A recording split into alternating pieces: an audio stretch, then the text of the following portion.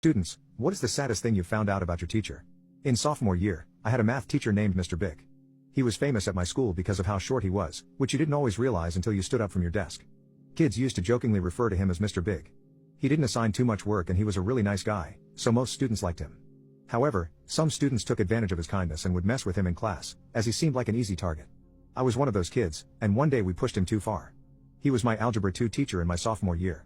I was ahead in math, so the rest of my class were all juniors. I was very insecure at that time, as I hadn't quite hit puberty yet, and I desperately wanted the approval of the older kids in my class. The one thing I had going for me was that I was smart. Like really smart. But being good in school was not really that cool at the time, so I used my intellect for another purpose, to make fun of people. I couldn't always defend myself physically, so my defense mechanism I built up was an extraordinary ability to make people feel stupid and small using my words.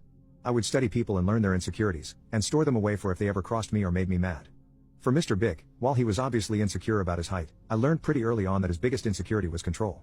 He made kids raise their hands to go to the bathroom, was super strict about his assigned seating, and he never let students stand up without asking him first.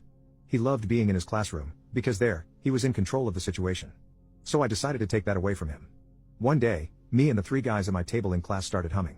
We hummed as low as we possibly could, which made it impossible for Mr. Bick to tell where it was coming from.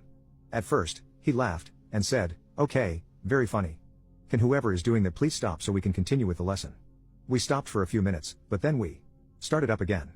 Now Mr. Bick was agitated.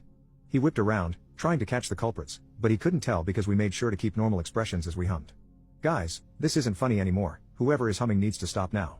I could see his lip twitching, the urgency in his voice, and the look of insecurity in his eyes.